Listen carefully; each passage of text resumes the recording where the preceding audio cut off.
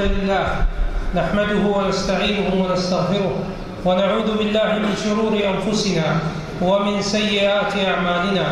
من يهده الله فلا مضل له ومن يضلل فلا هادي له، وأشهد أن لا إله إلا الله وحده لا شريك له، وأشهد أن محمدا عبده ورسوله. يا أيها الذين آمنوا اتقوا الله حق تقاته ولا تموتن إلا وأنتم مسلمون.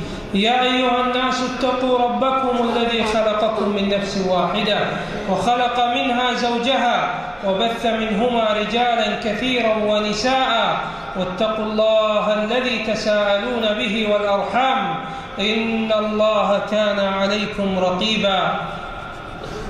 أما بعد أيها المسلمون، فإن وجود الناس على هذه البسيطة وبقاء الخير في الأرض وانتشار الأمن في الكون بأسره له مطالب عظيمة ومقاصد جليلة ينشدها كل فرد منا، كل صغير وكبير وكل ذكر وأنثى، بل وتطلبها الأمم والقارات وكافة البلدان، ويسعى لتحقيقها كل إنسان مسلم أو غير مسلم على وجه الأرض، يتلمسون في ذلك حياة أسعد ويبحثون عن عيش أرغد.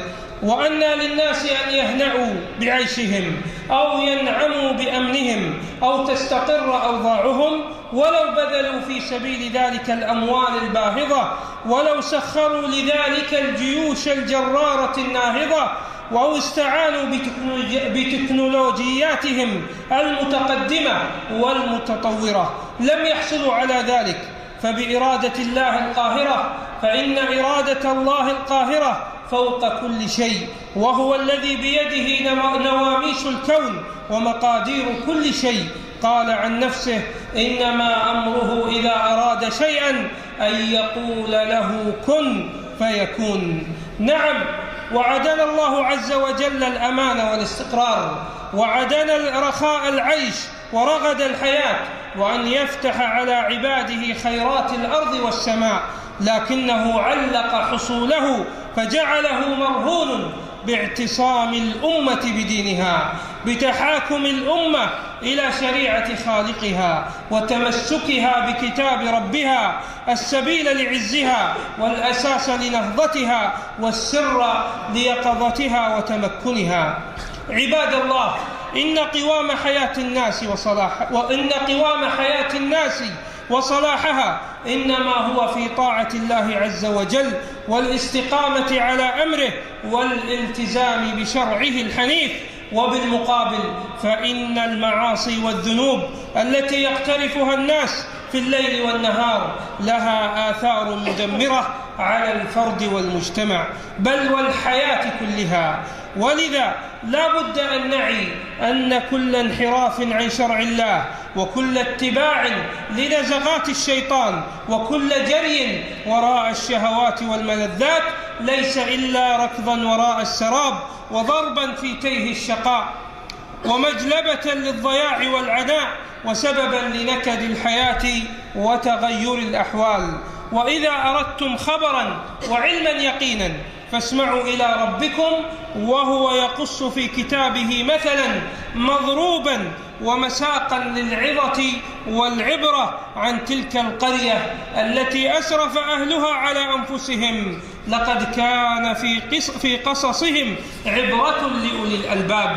يضرب الله هذا المثل للعظة والعبرة، إن في ذلك لذكرى لمن كان له قلب أو ألقى السمع وهو شهيد. يقول سبحانه: وضرب الله مثلا قرية كانت آمنة مطمئنة يأتيها رزقها رغدا من كل مكان فكفرت بأنعم الله فأذاقها الله لباس الجوع والخوف بما كانوا يصنعون. نسأل الله العافية والسلامة. هذه القرية كانت آمنة مطمئنة تنعم بأمن واستقرار وطمأنينة ورغد من العيش، وماذا يأتيها رزقها رغدا من كل مكان، فلا جوع ولا خوف ولا مسغبة ولا حرمان، فهم في أوج لذاتهم وغاية سعادتهم.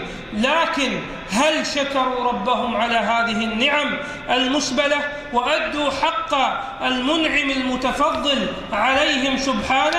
لقد تجرؤوا في صلف وعتو على محارم الله فانتهكوها، وعلى حدوده وشرعه فتلاعبوا بها، وتنكروا للمنعم العظيم، وتجرؤوا في سفه وغرور على العزيز الحكيم الذي قال محذرا ويحذركم الله نفسه.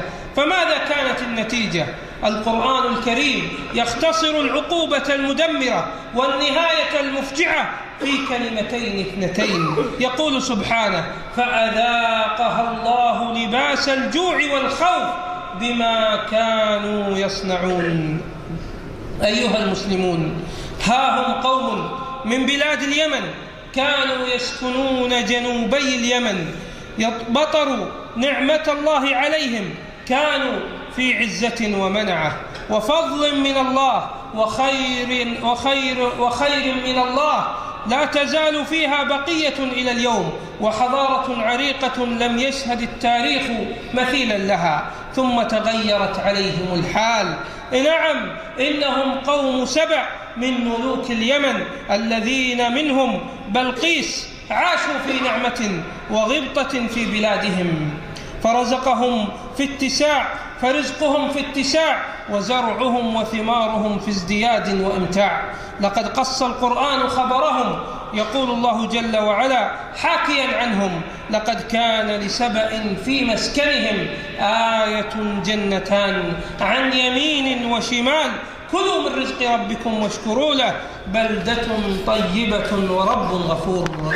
تأملوا ماذا سماها الله: آية جنتان، فسخر لهم واد عظيم تأتيه سيول كثيرة، فبنوا لذلك سدا محكما يكون مجمعا للماء، فيجتمع هناك ماء عظيم فيفرقونه على بساتينهم التي عن يمين ذلك الوادي وشماله، فتظل لهم تلك الجنتان العظيمتان من الثمار ما تكفيهم وتشبعهم، ومن الظلال ما تريحهم وتنعشهم، حتى إن المرأة كانت تمشي تحت تلك الأشجار وعلى رأسها المكتل أو الزنبيل، وهو الذي تختزن فيه الثمار، فلا تخرج من البستان إلا وقد امتلأ ذلك المكتل من الثمار من المتساقط من الثمر لكثرة نضوجه واستوائه، ولم تقطف بيدها ثمرة واحدة.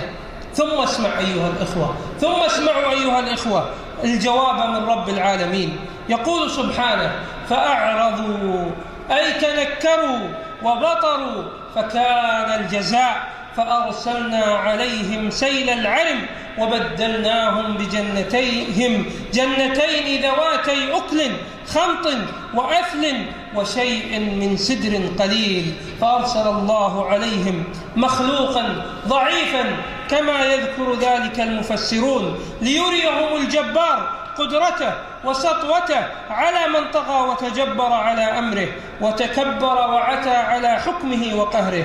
إنه الجرذ، فجعلت تنقب في السد حتى انفجر، فإذا بسيل متوعر متوهج يهجم على مساكنهم فيخربها، ويأتي على جناتهم فيتلفها، ويسير إلى بساتينهم فيفسدها. فلا إله إلا الله، ما أشد بطشه إذا غضب، وما أعظم نقمته إذا العباد تهاونوا في أمره.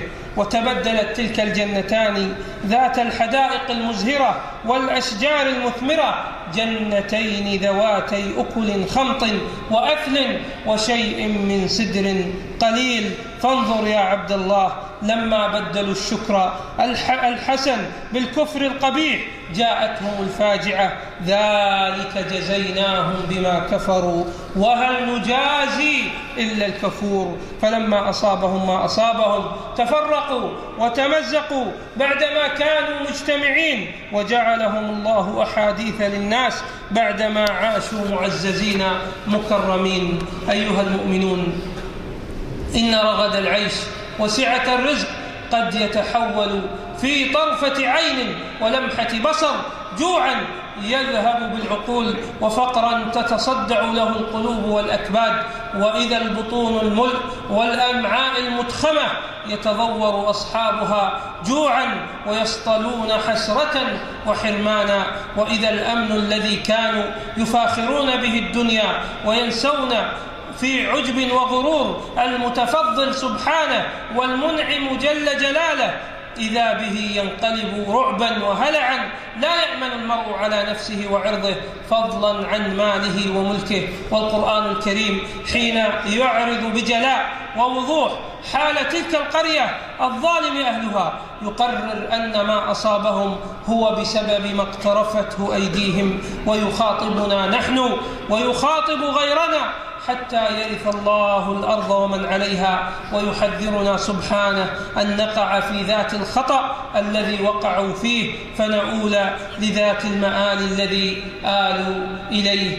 عباد الله، قلت ما سمعتم وأستغفر الله لي ولكم فاستغفروه إنه هو الغفور الرحيم.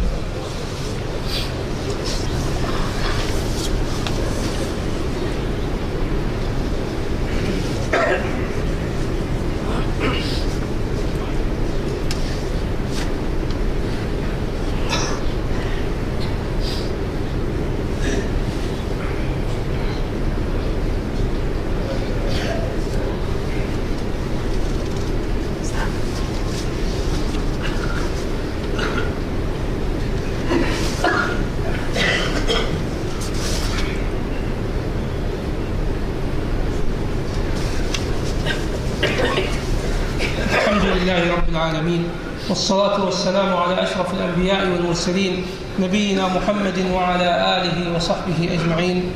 أما بعد، أيها المسلمون، فإن المجتمعات حين تغفل عن سنن الله فتغرق في شهواتها وتضل طريقها وتتنكب عن شريعة ربها، إنها لا تلوم بعد ذلك إلا نفسها. وإن الاستمرار في محادة أمر الله وشرعه ومجاهرة العظيم سبحانه بمشين الأخلاق والسلوك وانتشار الفواحش معول يهدم الأركان ويقوض الأساس ويزيل النعم وينقص المال، وترتفع بسببه الأسعار وتغلو المعيشة وتحل بالأمة الهزائم الحربية والمعنوية، ولقد أصابنا من ذلك الكثير. يقول سبحانه: قل هو القادر على أن يبعث عليكم عذابا من فوقكم أو من تحت أرجلكم أو يلبسكم شيعا ويذيق بعضكم بأس بعض، انظر كيف نصرف الآيات لعلهم يفقهون. ولقد ذاقت هذه الأمة ألوانا من العقوبات المدمرة التي يشيب من هولها الولدان، وإن صحائف التاريخ خير شاهد على تأثير المعاصي في الأمة. فإذا الأمة كفرت بأنعم الله واستجابت لداعي الهوى والشيطان أصابها ما أصاب غيرها من العقوبات المنكلة والمصائب المفجعة، أسردها للعظة والعبرة علنا أن نعود ونلجأ إلى ربنا، إذ لا ملجأ من الله إلا إليه. مما جاء في ذلك ما ذكره ابن الجوزي رحمه الله: خبر الطاعون الذي أصاب مدينة البصرة العراقية، قال: فمات في اليوم الأول 70,000، وفي اليوم الثاني 71,000، وفي اليوم الثالث 73,000، وأصبح الناس في اليوم الرابع موتى إلا قليل من أحد الناس. قال أبو النفير: وكان قد أدرك هذا الطاعون، كنا نطوف بالقبائل وندفن الموتى، فلما كثروا لم نقوى على الدفن، فكنا ندخل الدار وقد مات أهلها فنسد بابها عليهم.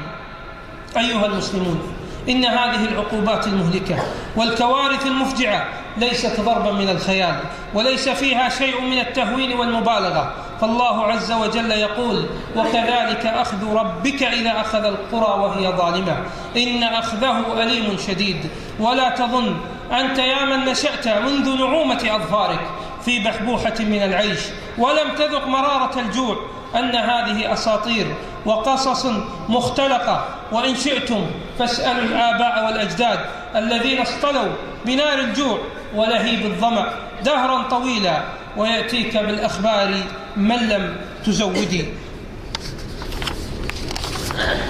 روى الإمام أحمد في مسنده من حديث ثوبان أن النبي صلى الله عليه وسلم قال: يوشك أن تداعى عليكم الأمم كما تتداعى الأكلة إلى قصعتها. قالوا: أو من قلة نحن يومئذ؟ قال: لا، أنتم يومئذ كثير ولكنكم غثاء كغثاء السيل. فيا عباد الله، البدار بالعودة إلى الله والتوبة والاستغفار إذا أردنا أن نحسن أحوالنا وأن يهل المولى سبحانه علينا سحائب اللطف واليمن والبركات، ويرفع عنا هذه المصائب والبلايا، ويدفع بحوله وقوته نقمته وسخطه والرزايا عنا. هذا، وصلوا وسلموا رحمكم الله على نبينا محمد. اللهم صل وسلم وأنعم وبارك على عبدك ورسولك نبينا محمد وعلى آله وصحبه أجمعين. وارض اللهم عن الخلفاء الراشدين وعن سائر الصحابة أجمعين، وارض اللهم عنا معهم بمنك وكرمك وجودك يا أكرم الأكرمين. اللهم أعز الإسلام والمسلمين وأذل الشرك والمشركين، ودمر اللهم أعداءك أعداء الدين. اللهم أصلح أحوال المسلمين في كل مكان، اللهم أصلح أحوال المسلمين في كل مكان، اللهم أصلح أحوال المسلمين في فلسطين، وأصلح أحوال المسلمين في سوريا، وأصلح أحوال المسلمين في بورما، وأصلح أحوال المسلمين في مصر وفي جميع بقاع الأرض يا ذا الجلال والإكرام. اللهم أصلح أحوال إخواننا المسلمين في العراق، اللهم وأصلح أحوال المسلمين المستضعفين في مشارق الأرض ومغاربها. اللهم وفقنا لما تحب وترضى، وخذ بنواصينا للبر والتقوى. اللهم ارفع عنا الفتن ما ظهر منها وما بطن عن بلدنا هذا وعن سائر بلاد المسلمين يا ذا الجلال والإكرام. اللهم ارفع عنا الفتن، اللهم اكفنا شر الفتن، اللهم اكفنا شر الفتن. اللهم ارفع عنا الخنا والربا والزنا والزلازل والمحن ما ظهر منها وما بطن عن بلدنا هذا خاصة وعن سائر بلاد المسلمين عامة يا ذا الجلال والإكرام. اللهم إنا نسألك الجنة وما قرب إليها من قول أو عمل، ونعوذ بك من النار وما قرب إليها من قول أو عمل. اللهم إنا نسألك من خير ما سألك منه عبدك ورسولك نبينا محمد صلى الله عليه وسلم، ونستعيذ بك من شر ما استعاذ منه عبدك ورسولك نبينا محمد صلى الله عليه وسلم. اللهم إنا نسألك الهدى والتقى والعفاف والغنى يا ذا الجلال والإكرام. اللهم كن لإخواننا في الشام، اللهم كن لإخواننا في الشام، اللهم انصرهم على من عاداهم وعاداك، إنك يا ربنا على كل شيء قدير. اللهم إنك أعرف بحالهم منا، اللهم فانصرهم يا ذا الجلال والإكرام. اللهم فانصرهم، اللهم وفقهم لتحكيم كتابك وسنة نبيك يا ذا الجلال والإكرام. اللهم اغفر لنا ذنوبنا وكفر عنا سيئاتنا وتوفنا مع الأبرار. اللهم آتنا في الدنيا حسنة وفي الآخرة حسنة وقنا عذاب النار. وصلى الله وسلم وبارك على نبينا محمد وعلى آله وصحبه وسلم.